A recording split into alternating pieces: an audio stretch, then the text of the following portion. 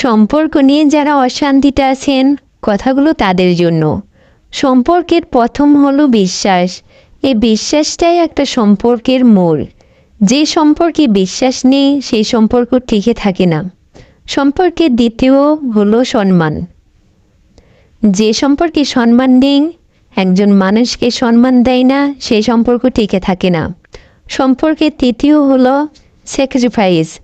এই স্যাক্রিফাইসটা যদি দুজনকে স্যাক্রিফাইস করতে না পারে, সেই সম্পর্ক টিকে থাকে না। সম্পর্কের মধ্যে তৃতীয় মানুষকে সুযোগ দেবেন না, তাহলে এই সম্পর্ক টিকে থাকবে না। এবার আসি মূল কথায়।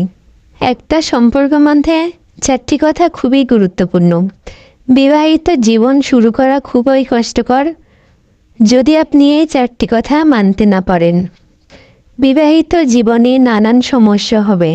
সব কিছুকে দোষ ভেবে আলাদা হয়ে যাবেন না। দোষ কোথায় সেটা খোঁজার চেষ্টা করুন।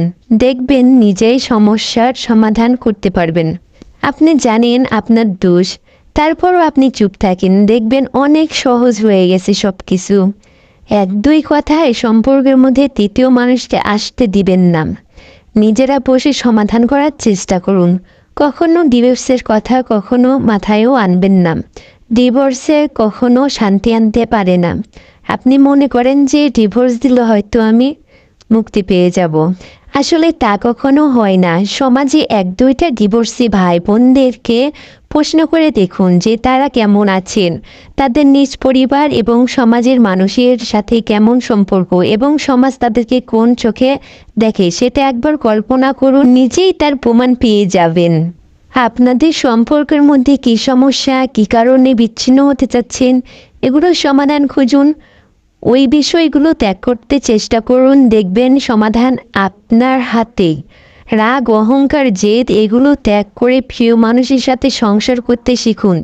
দেখবেন পৃথিবীতে আপনার মতো সুখী মানুষ আর কেউ হবে না। এসব কথাগুলো যদি আপনি মানতে না পারেন, তাহলে আপনার জন্য সংসার নয়, আপনি কখনোই কোথাও সুখী হবেন না। ভালো থাকুক পৃথিবীর সকল সম্পর্কের মানুষগুলো, ভালো থাকুক প্রিয় মানুষগুলো। সবাইকে আসসালামু আলাইকুম।